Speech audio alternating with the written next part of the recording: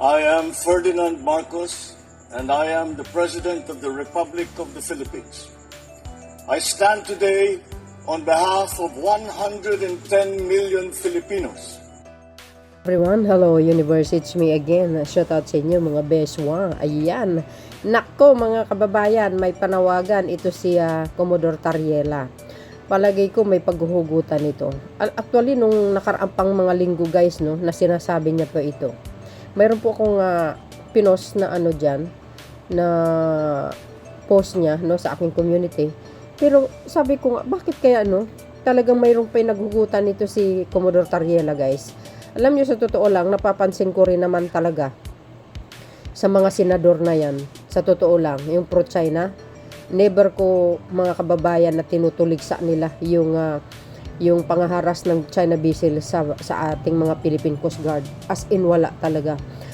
Kaya nga, sa isip-isip ko lang, tumatakbo lang sila para sa isang dating pinuno lang. Hindi po sa mamamayang Pilipino eh. Bakit kanyo? Nasabi ko yun. Alam na alam po nila kung ano po yung mga nangyayari nung nakaraan. Lalo na po yung EJK. Nakita nyo ba sa mga senador na yan, tinutulog sa nila yung EJK? Wala eh. As in, wala. Talagang very strong yung panindigan nila, mga kababayan, na suportado nila si Judas. Sa totoo lang, no? So, dahil dito, sabi dito mga kababayan, no? Sabi ng Abante, inihayag ni Philippine Coast Guard, ayan, PCG, spokesperson Commodore J. Tariela, na hindi dapat manalo sa May 12 eleksyon ang mga kandidatong pro-China. Alam nyo, sa totoo lang, kasi tumatakbo lang naman sila sa isang dating pinuno hindi sa mamamayang Pilipino Sa totoo lang, lalo na po yung isa na sinasabi niya, yung West Philippine daw, yung West Philippine Sea, gawa-gawa lang daw ng Pilipinas, pero nang nakalaunan, napansin siya ng mga maraming netizen, aba, nag-iba talaga ang ihip ng hangin. Alam nyo naman yun guys, kung paano sila nagsagupaan dyan sa TRICOM hearing ni Commodore Tariela. Talaga namang hindi siya inuurungan no? Ni Commodore Tariela. Talagang sinuplak niya as in talaga. Kaya at the end nung TRICOM guys, no, medyo nagkabati naman sila, no? May video ako diyan pero hindi ko na pinapalabas. Sabi dito guys, hindi dapat manalo sa eleksyon ang mga pro-China. Ano mga kababayan, anong palagay nyo? Palagay ko talagang may nakikita siya ng hindi maganda.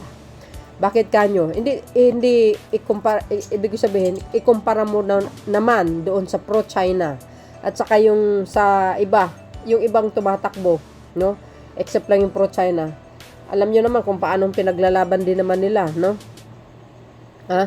Lalo na itong alyansa, pinaglalaban naman din naman nila itong ating soberenya. Nakikita nyo naman na sana po, no, magising ang taong bayan na dapat iboto natin yung tama na kayang ipagtanggol yung bansa natin. Hindi dapat manalo sa eleksyon ang mga pro-China, agay, PCG, official. May punto siya guys, no. Nakikita niya. No, kasi pumapanik sila sa mali. Hindi sila pumapanik sa tama. 'Di ba? Obvious naman na obvious. Bakit kanyo? Tingnan nyo naman ang rally nila, mga kababayan.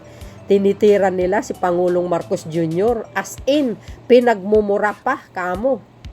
Yung alyansa ng dating pinuno. Yung rally nila sa Cebu ngayon. Itong araw na ito. February 22. Kita nyo yung rally nila. Ay nako, guys. Walang ibang nasa bunganga nila. Kundi yung si Pangulong Marcos Jr. Itong alyansa. Pinagmumura nga You see, tingnan nyo sila. Tingnan nyo naman sila. Kaya dapat lang na tama yung sinabi ni Commodore Tariela, wag na iboto. Ayan, February 22, 2025. Inihayag ni Philippine Coast Guard, PCG spokesperson Commodore J. Tariela, na hindi dapat manalo sa Mayo 12 eleksyon ng mga kandidatong pro-China. Bakit kaya, no? Ayon kay Tariela, nitong Sabado, Pebrero 2022, dapat piliin ng mga botanteng Pilipino ang mga kandidatong sumusuporta sa panindigan at pagtatanggol ng West Philippine Sea. Tama po yun. So, itong video natin, very short ito guys, pero kailangan po natin iparating sa sambayan ng Pilipino na dapat naman din natin piliin yung tamang kandidato. Ayan, tuloy. Ang posisyon ko po pagdating sa usapin ng West Philippine Sea, hindi ito usaping politikal. Ang pinag-uusapan natin, West Philippine Sea, usapin natin lahat ito bilang Pilipino, regardless of who you are, supporting whether you are supporters of the former admin or the current admin, ani ni Tariela. Binigyan diin ni Tariela ang kahalagahan ng pagbuto sa mga karapat-dapat na kandidato, lalo na ngayong mga kamalayan ang mga Pilipino sa kalagayan ng West Philippine Sea. Ayan. Tuloy. This is the only time that we're going to have a national election midterm na ang West Philippine Sea may kamalayan na ang bawat Pilipino. Tama po yan. Hindi natin na alam. Baka bininta na walang kaalaman Pilipino. Kasi yan ang sinabi ni guys dating Supreme Court Justice si Carpio na isinuko daw ni Digong sa China. Itong Ayungin Shoal. Agay. No? Wala tayong kaalam-alam. Kaya minsan nasasabi ko rin naman, bakit nga ba nanghaharas ang China kung walang dahilan? Think about it, mga beswa. So, if we are going to elect senators, congressmen, or even local governments, executive, siguraduhin natin wala na isa sa mga ito ang uupo dahil pro-China sila. Dahil hindi sila pro-Philippines at hindi nila sinasaang-alang ang ating Armed Forces of the Philippines. Tama po yun. Which is ang AFP at ang Philippine Coast Guard, no? Alam nyo naman, guys, lalo na ito si Piatos, no comment lagi. Walang pagpapahalaga talaga. Pero ang lakas loob magsalita na mahalin natin ang Pilipinas. Pag sinabi mo kasi mahalin mo ang Pilipinas, pakita mo sa mamamayang Pilipino kung gaano mo ka mahal ang Pilipinas, tulad sa ginagawa ni Pangulong Marcos Jr. Pinagtatanggol niya ang West Philippine Sea, ang Ayungin Shoal. Sakop ng economic zone ng bansang Pilipinas yan. Pinagtatanggol niya yan sa iba't ibang bansa, guys, na pumupunta siya sa international forum, mga summit na yan. Oo, totoo yun. Nakikita nyo naman kung gaano niya pinagpapalandakan sa buong mundo na amin yan. Biro nyo? Tuloy. At Philippine Coast Guard, PCG at ordinaryong fisherman, dagdag pa niya. Ayan. Tuloy. Sabi po dito, guys, magiging napakahirap din umano sa AFP at PCG kung ang mga mahahalal ay hindi sumusuporta sa kasalukuyang pulisya ng Administrasyong Marcos tungkol sa West Philippine Sea, ayon kay Tariela. Totoo yan. Talaga naman si Pangulong Marcos Jr. Kitang-kita nyo naman.